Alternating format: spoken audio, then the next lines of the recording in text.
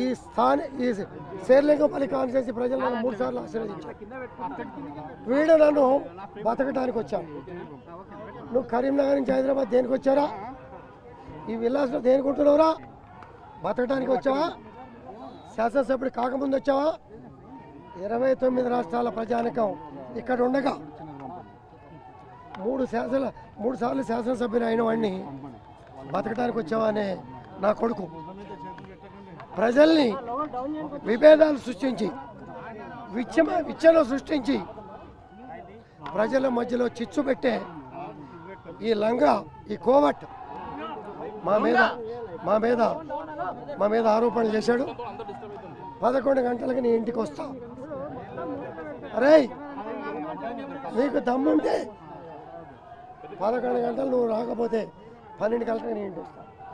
నా కొడక ఎదురుపడు రా. నీ కాలనీకి వచ్చా, నీ ఇంటికి వచ్చా.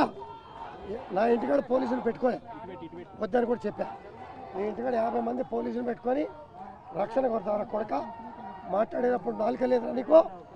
చీర గాజుల గురించి మాట్లాడతావురా? మహిళల్ని కించపరిచే విధంగా మాట్లాడతావురా? నీకు తల్లి, చెల్లి, నీ కుటుంబ సభ్యులు ఎవరు లేరా? నువ్వు మనిషి పుట్టగా మనిషి జన్మ ఎత్తావా అని అనటానికి నీ 9 నెలల 10 నెలలు నీ మాటలు, బయట మాట్లాడిన మాటలు, నువ్వు ఎదవవి ఒక క్రిమినల్ అని తెలిసే గవర్నర్ గారు నీకు ఎమ్మెల్సీ ఇవ్వాలి. గవర్నర్ గారు నీకు కూడా కించపరిచే విధంగా నువ్వు మాట్లాడి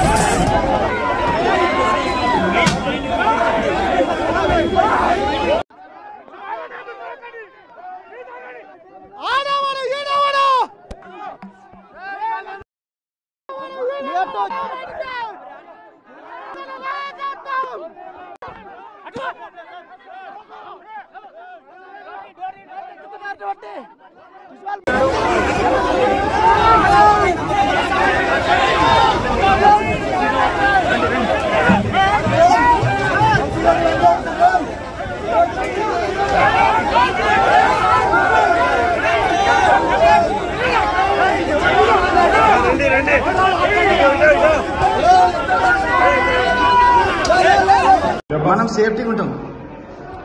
పిక్చర్ అంతా కనబడుతుందా? మరి